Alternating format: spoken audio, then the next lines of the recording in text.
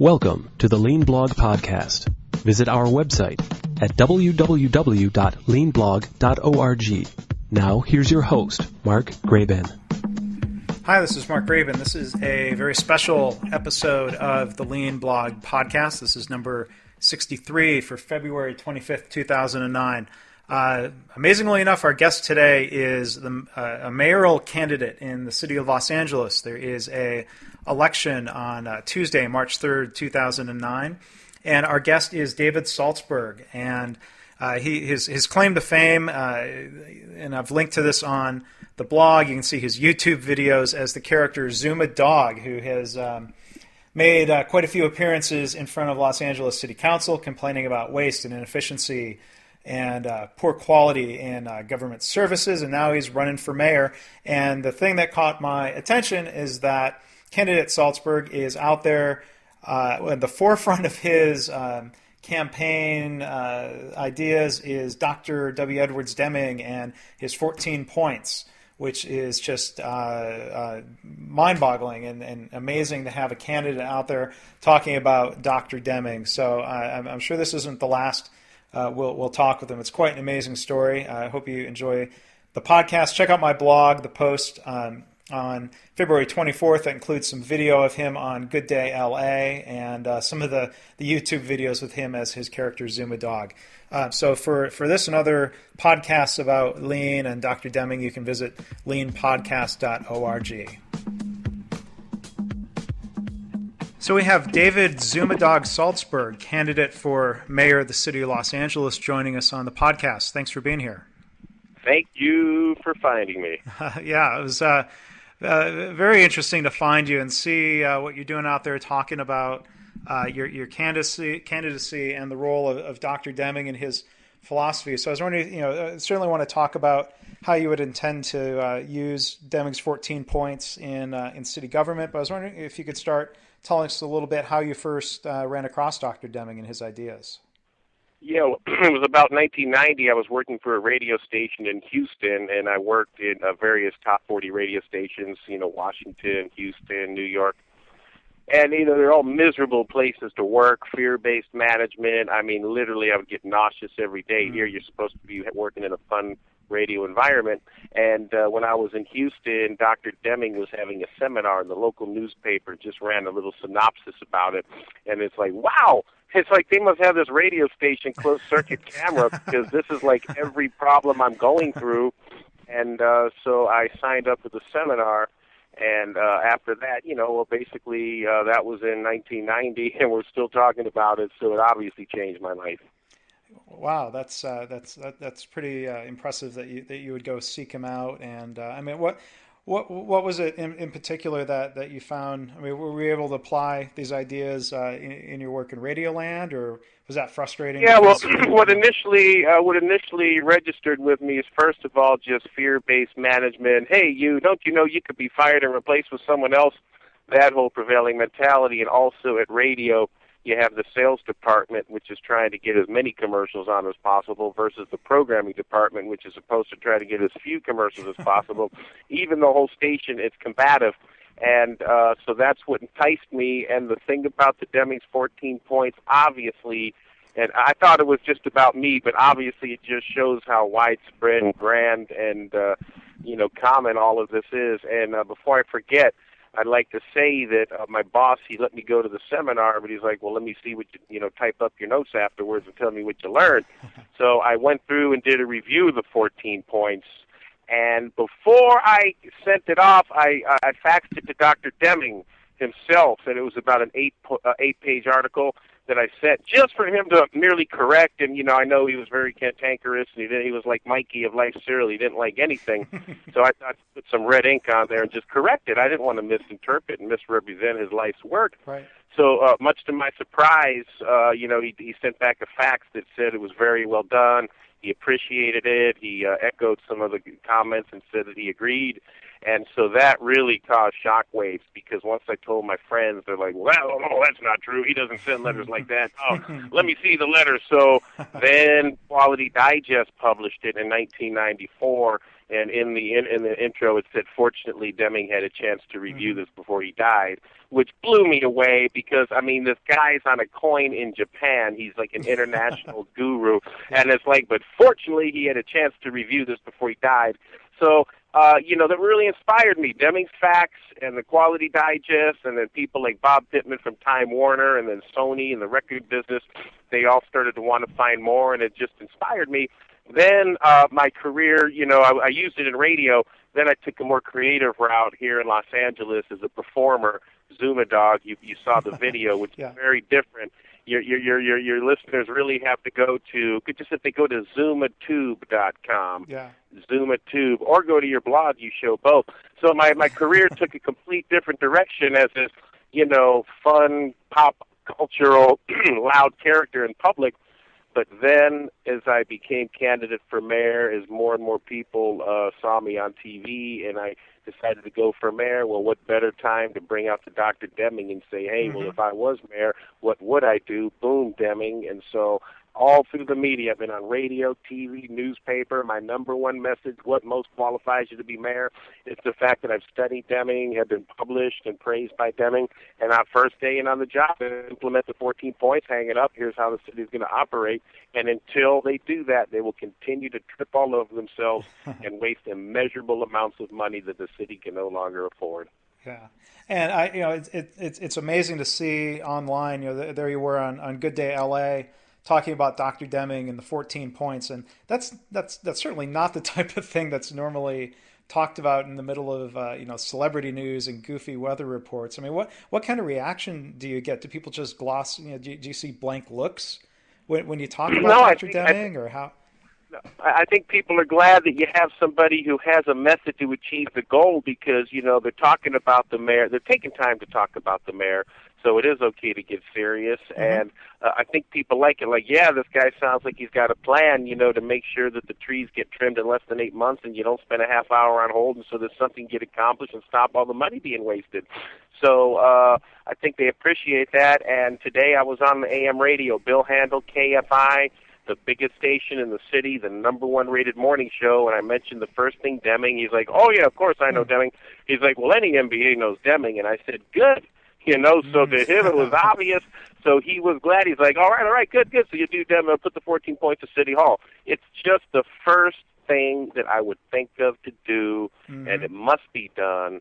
And so this is great, because whether I am the next mayor or whether I just happen to lose by a little bit and I'm not the next mayor, well, the message of Dr. Deming and his 14 points has been spoken throughout all the media. I've just gotten a huge wave of media, all the TV news and radio and newspapers, and I've been saying Deming 14 points all throughout, number one. And every time I give an answer, and I've gone to city council, and I put pressure on the city, there's going to be immense pressure on the city. Well, gee, this guy Zuma Dogg, he didn't win, but he sure brought up these great points about the waste and the fraud and the lack of efficiency through these 14 points. You guys better look into it, and I guarantee you it will be coming, because I will continue after this.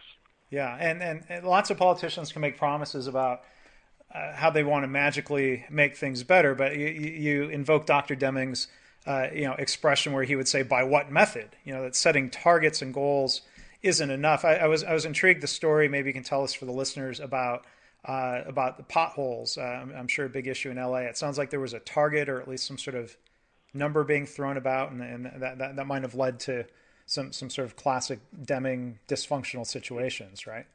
Yeah, it's a violation of many points. First of all, the mayor gets out there and he goes, I'm going to fill 1 million potholes, just an empty exhortation of which he has no method to achieve it.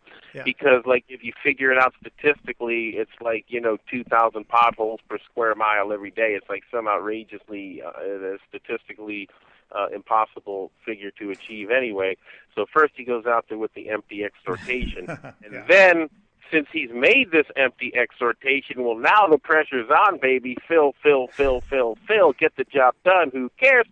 So meanwhile, the benefit of being a mayoral candidate at grassroots in the media, I've mentioned Deming, so I got an email from someone who's an engineering expert who's like, Zuma Dogg, you talked about Deming. I've studied him.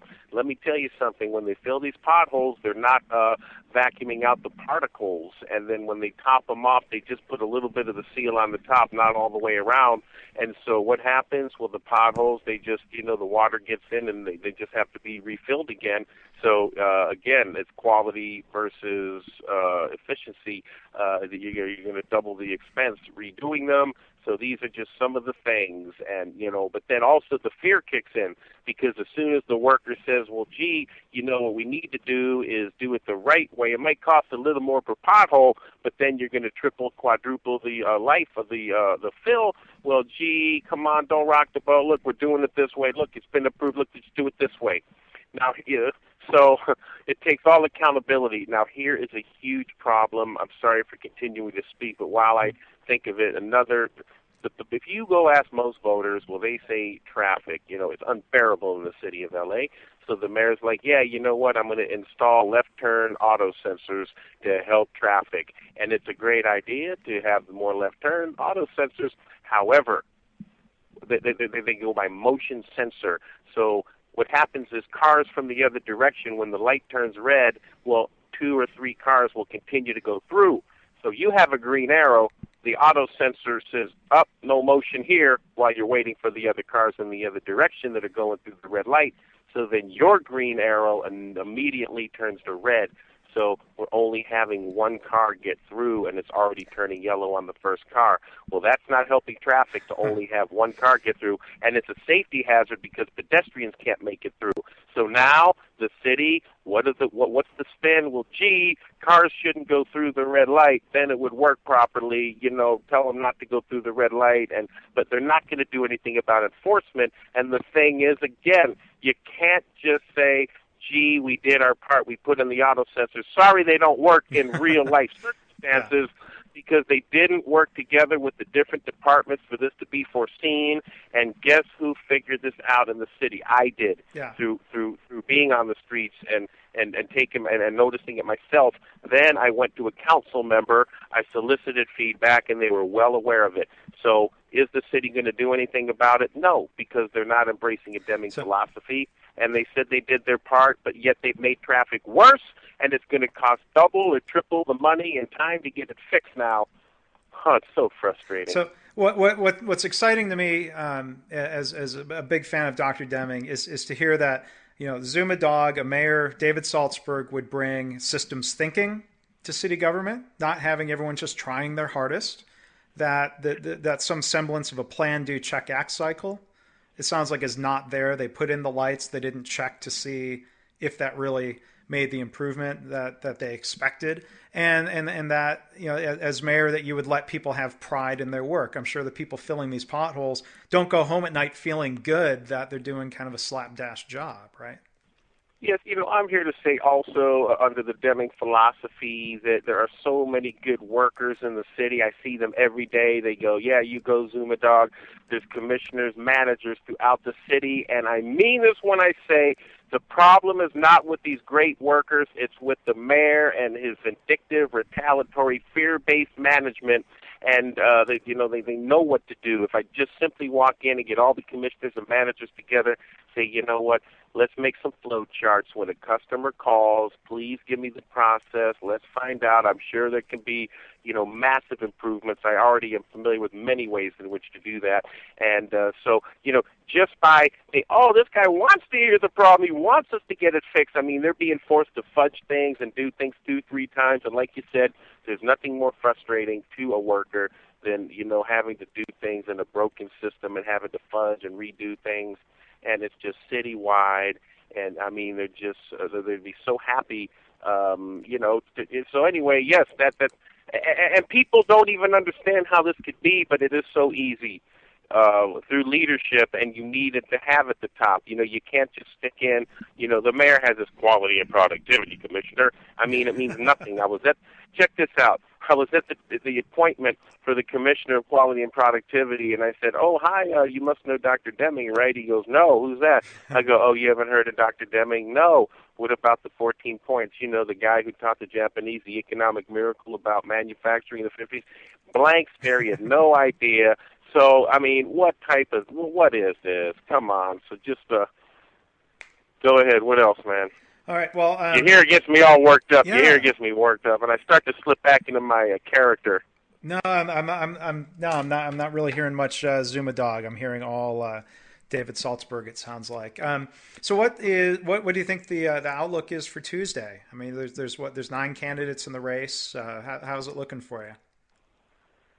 Yes, well, there's 10. There's the mayor, 9 others, and the wave. I'm capturing most of the media. There's another candidate who's got about $250,000, but he spent most of it. So, right now, like I'm on the radio, TV, blogs, and I've been going to the council meetings for 3 years, and they're each broadcast on TV 4 times, doing a once and 3 repeats. So, I walk the streets on a daily basis. I'm here to say, there could be a runoff. I mean, I think it's bigger out there than people realize.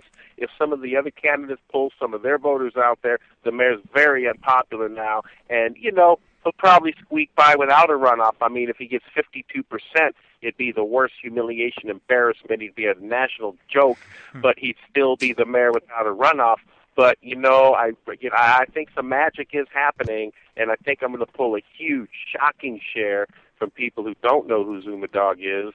Again, I'll be on the 11 o'clock news tonight. I'm on the radio, newspapers. It's all a lot of the attention this week. So, we could force a runoff, and then it'd be very exciting. But no matter what the outcome, I've just spent this last month in this huge news cycle in all the media, and my number one thing I've been saying throughout every time I answer is Dr. Deming, 14 points.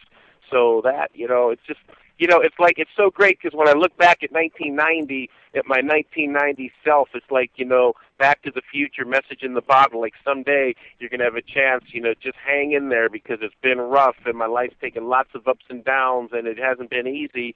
And like, here it is all this time later, 2009, and I've just, I've taken the Dr. Deming baton and I've just gotten it out there just like I always wanted to in such a big way for the most important thing, taxpayers' money in a critical time where the people that need it the most are getting the least, and so we really need to make sure all money is being used as efficiently as possible, making sure it makes it into the community, and it's just such a very exciting time, and I'm sure this is just the beginning of the 14 points in the city of Los Angeles.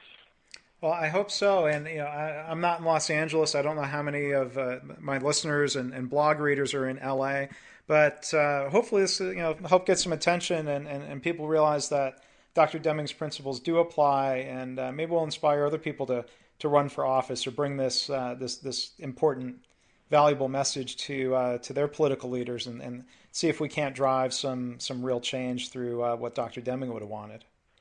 Yes, and Dr. Deming, he certainly was hilarious. See, people don't realize, the guy was kind of hilarious. He's very passive-aggressive in his humor and cantankerous and just bitter and, irritated all the time. And, it's just like my character. So it's hilarious. But that's what people don't realize, and maybe that's why I was attracted to him, because I could just tell he's just being so scornful in such a humorous way, and it goes over most people's heads. But that was what was so great about him, his spirit. And, he, to me, he was just doing sheer comedy up there. Now that I think back.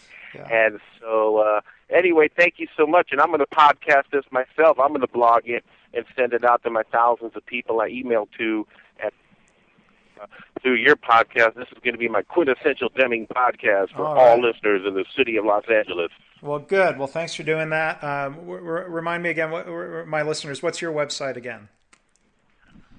ZumaTimes.com, ZumaTimes.com. Make sure you click the blog link. Make sure you go to the ZumaTube link. But all links and all contact information at ZumaTimes.com. Well, thank you. And we'll all be, I know I'll be rooting for you. I think a lot of my readers at leanblog.org and my podcast listeners will be pulling for you. And if people listening want to participate in a community that appreciates Dr. Deming, I think we have that online on my website as well. So promise me this: I want to have an interview with Mayor Saltsburg. Or either way, thank you for representing Dr. Deming's viewpoint. Hopefully we can talk to you again, regardless of the outcome on Tuesday. Yes, call me anytime. Thank you so much. All right, thank you. Thanks for listening. This has been the Lean Blog Podcast. For Lean news and commentary updated daily, visit www.leanblog.org. If you have any questions or comments about this podcast, email Mark at leanpodcast@gmail.com.